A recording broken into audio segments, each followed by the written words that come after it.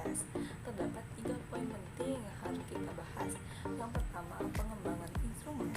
Yang kedua, analisis kualitas instrumen. Dan yang ketiga, kesimpulan. Sedangkan untuk pengembangan instrumen juga terdapat 3 poin penting yang harus kita bahas, yaitu teori pengembangan instrumen, instrumen tes, dan juga instrumen non-tes. Untuk analisis kualitas instrumen, ada 6 poin penting yang harus kita bahas pada presentasi kali ini. Yang pertama, validitas logis.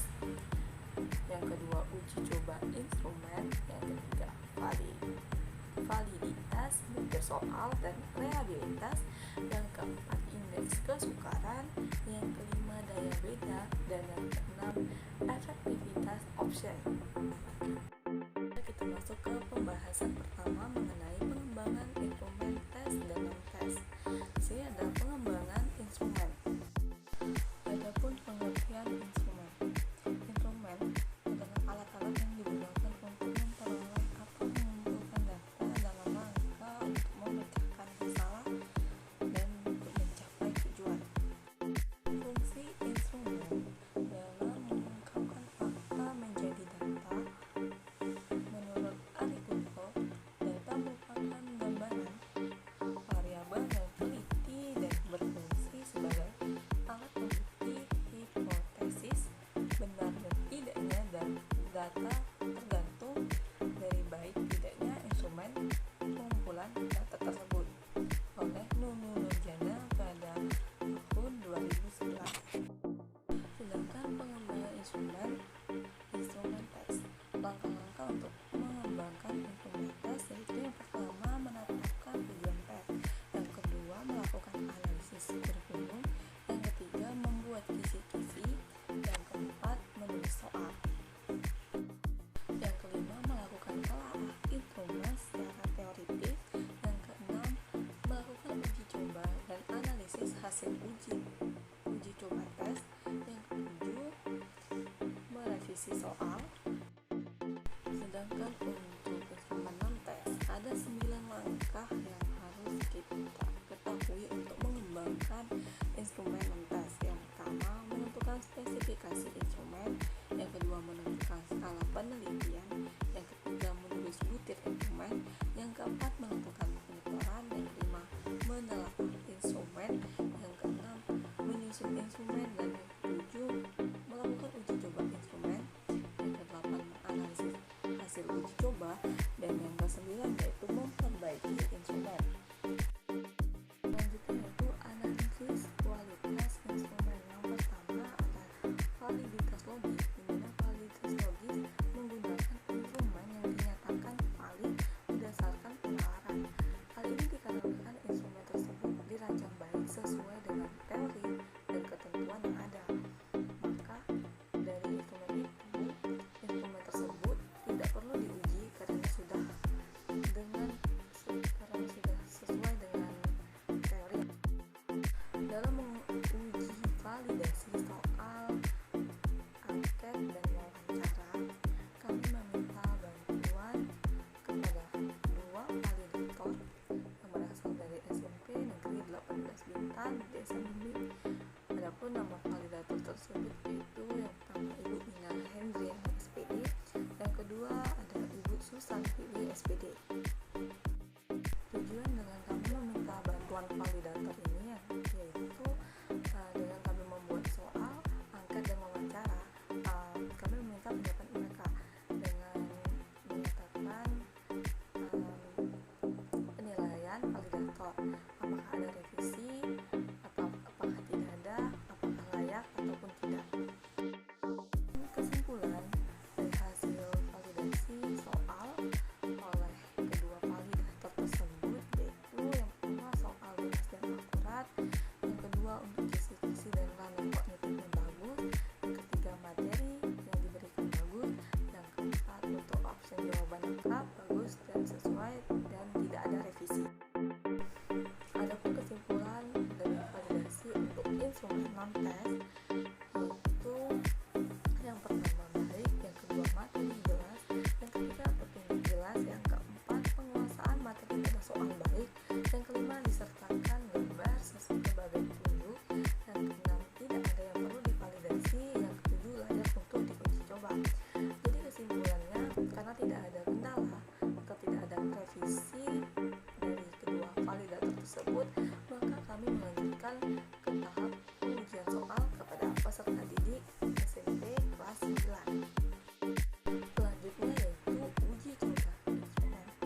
Pada proses uji coba ini, kami digunakan untuk mengetahui keefektifitasan instrumen penilaian pembelajaran matematika yang berorientasi High Order Thinking Scale atau HOTS.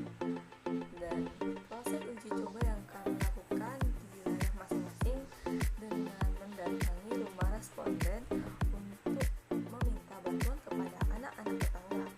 Untuk menganalisis kualitas instrumen, kami menggunakan 20 siswa SMP kelas 9. Adapun proses penguji, kami menggunakan sistem online dan kami memberi metode tugas untuk pembelajaran di rumah. Karena pada saat kami melakukan uji coba ini, siswa SMP kelas 9 sudah libur. Jadi kendalanya yaitu waktu. Jadi di sini kami mendatangi rumah-rumah tetangga atau meminta bantuan kepada teman-teman yang mempunyai kenalan kelas 9 untuk bisa membantu kami menguji coba soal-soal yang telah kami buat.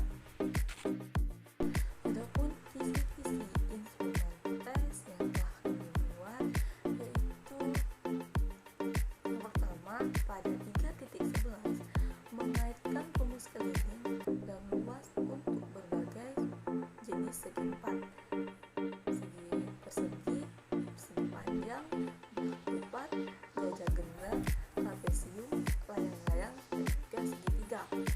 Yang kedua, pada 4.11 menyelesaikan masalah konseptual yang berkaitan dengan luas dan keliling segi empat: persegi, segi panjang, bulat lipat, jajak genda, trapesium, dan layang-layang. Untuk kisi-kisi soal, di sini nanti kami sertakan tabel atau sampel dari beberapa soal yang telah kami buat. Di sini jenjang sekolahnya untuk SMP atau MTS dengan mata pelajaran yaitu matematika untuk kelas 9 dengan pokok materi yaitu bangun datar dan bangun ruang. Pada tabel yang akan kami sertakan itu terdapat beberapa baris, yaitu ada kompetensi dasar, ada materi, ada indikator soal, ada level kognitif, dan juga bentuk soal, butir soal, dan nomor soal. Baiklah teman-teman, materi selanjutnya dijelaskan oleh teman saya yaitu Wiwi Agustina. Assalamualaikum warahmatullahi wabarakatuh. Perkenalkan, nama saya Wiwi Agustina dengan NIM 2003020016. Nah, di sini saya akan melanjutkan penjelasan dari teman saya yaitu Vita Sari.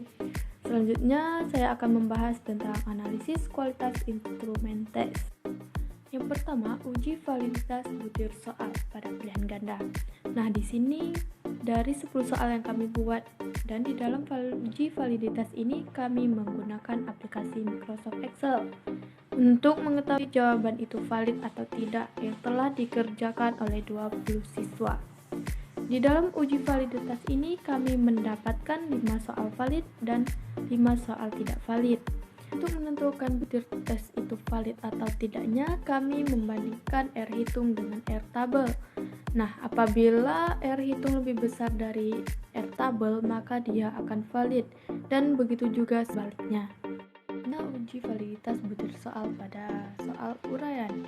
Nah, dari 10 soal kami mendapatkan 7 buah soal yang valid dan 3 soal yang tidak valid. Nah, ini merupakan sama sebelumnya, yaitu untuk menentukan butir tes yang valid atau tidak, kami membandingkan R hitung dengan R tabel. Nah, apabila R hitungnya lebih besar dari R tabel, maka itu akan dikatakan valid, dan begitu juga sebaliknya. Selanjutnya yang kedua yaitu uji reliabilitas. Untuk perhitungan reliabilitas soal ini, kami masih menggunakan aplikasi Microsoft Excel.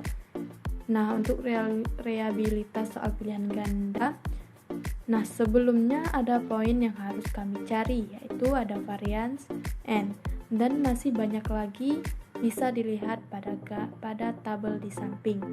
Dari perhitungannya kami memperoleh R-nya yaitu 0,357, sehingga reliabilitas pada soal pilihan ganda ini dikategorikan rendah.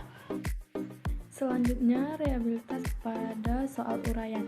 Sebelum menghitung reliabilitas, kami harus mencari terlebih dahulu jumlah varian dan varian total, sehingga kami mendapatkan hasil perhitungannya adalah negatif 8,43, sehingga reliabilitas pada soal uraian berada di kategori sangat rendah.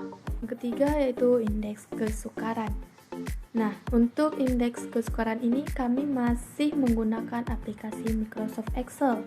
Nah, sebelum lanjut ke rumusnya, ada poin-poin yang harus dicari, terutama jumlah yang benar dan jumlah siswa. Dari hasil perhitungannya, kami memperoleh pada soal pilihan ganda, terdapat 1 buah soal dengan kategori sukar, dan 4 buah soal dengan kategori sedang, dan 5 buah soal dengan kategori mudah.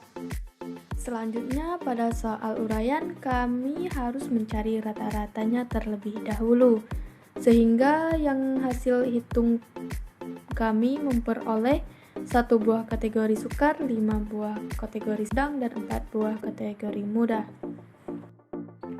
Yang keempat ada daya beda.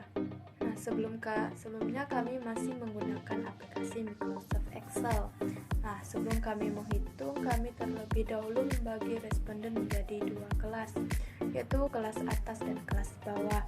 Setelah membagi responden, kemudian kami menjumlahkan nilai dari yang benar dan diurutkan dari nilai terbesar hingga terkecil. Dari hasil perhitungannya diperoleh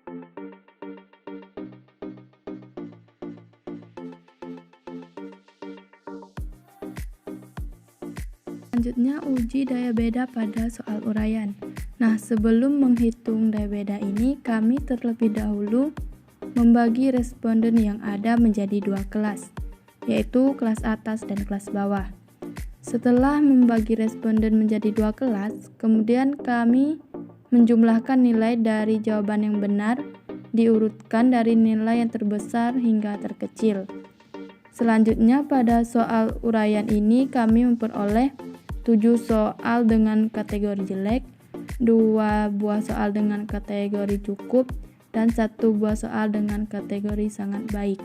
Nah, yang terakhir ada efektivitas option. Pada uji kali ini pun kami masih menggunakan aplikasi Microsoft Excel. Nah, dalam menentukan efektivitas ini, kami terlebih dahulu mengumpulkan data jawaban dari responden seperti yang ada di tabel di samping. Selanjutnya kami mencari jumlah siswa yang menjawab pada setiap option, dan selanjutnya kami mencari tingkat pengecohnya.